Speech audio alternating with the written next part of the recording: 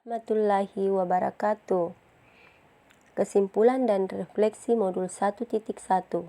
Saya Sinar Alam SP, calon guru penggerak angkatan 9 dari SMK Negeri 1 Parigi Selatan, Kabupaten Parigi Motong. Pendidikan dan pengajaran menurut Ki Hajar Dewantara. Pengajaran adalah bagian dari pendidikan.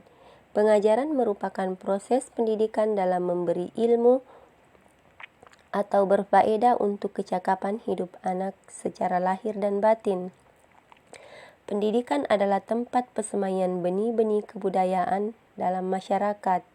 Pendidikan menciptakan ruang bagi murid untuk bertumbuh secara utuh agar mampu memuliakan dirinya dan orang lain dan menjadi mandiri. Kekuatan diri yang dimiliki menuntun murid menjadi cakap mengatur hidupnya dengan tanpa terperintah oleh orang lain. Ki Hajar Dewantara menjelaskan bahwa tujuan pendidikan yaitu menuntun segala kodrat yang ada pada anak, agar mereka dapat mencapai keselamatan dan kebahagiaan yang setinggi-tingginya, baik sebagai manusia maupun sebagai anggota masyarakat.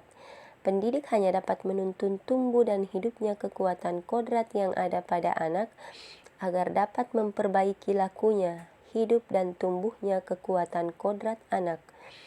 Ki Hajar Dewantara mengibaratkan peran pendidik sebagai seorang petani, hanya dapat menuntun tumbuhnya padi, tetapi tidak dapat mengganti kodrat padi yang ditanamnya tumbuh sebagai jagung. Dalam proses menuntun, anak diberi kebebasan, namun pendidik sebagai pamong dalam memberi tuntunan dan arahan agar tidak kehilangan arah.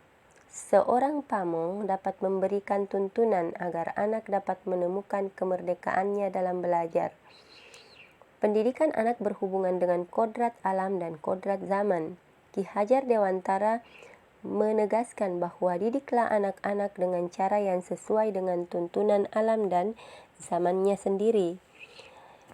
Diibaratkan kodrat alam Indonesia yang memiliki 2 musim, serta bentangan alam musim dari pesisir pantai hingga pegunungan memiliki keberagaman dalam memaknai dan menghayati hidup.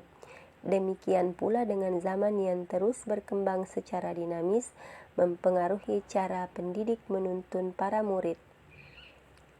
Menurut Ki Hajar Dewantara, budi pekerti atau watak dan karakter merupakan perpaduan gerak pikiran, perasaan, dan kehendak atau kemauan sehingga menimbulkan tenaga.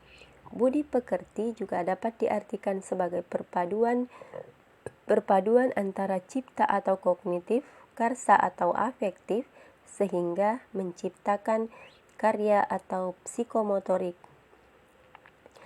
Apa yang Anda percaya tentang murid dan pembelajaran di kelas sebelum mempelajari modul 1.1?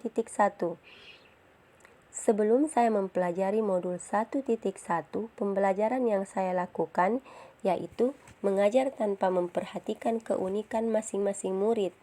Saya hanya mengejar pencapaian target kurikulum dalam mengajar.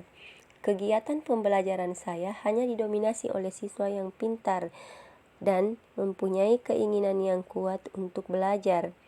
Saya mengajar tidak peduli apakah semua siswa sudah memahami materi pelajaran yang saya ajarkan. Banyak masalah di kelas yang tidak terpecahkan, seperti ketuntasan nilai siswa yang presentasinya sangat rendah. Kegiatan pembelajaran di kelas hanya berpusat pada guru, sehingga anak tidak memiliki kebebasan dalam mengekspresikan dirinya. Apa yang berubah dari pemikiran dan perilaku Anda setelah mempelajari modul 1.1? Perubahan yang terjadi setelah mempelajari modul 1.1, saya bersikap lebih lunak dan memperlakukan murid sesuai karakter dan potensinya masing-masing. Saya menyadari bahwa guru harus menjadi teladan yang baik dalam menuntun anak. Saya berusaha lebih instan mendekati murid agar dapat lebih mendalami karakter mereka masing-masing. Yang dapat saya terapkan di kelas setelah mempelajari modul 1.1 yaitu merancang pembelajaran yang dapat membantu murid untuk tumbuh secara utuh, berusaha melaksanakan 3 semboyan Ki Hajar dalam menuntun anak, mendidik anak sesuai dengan kodrat alam dan kodrat zaman. Sekian dan terima kasih. Salam dan bahagia.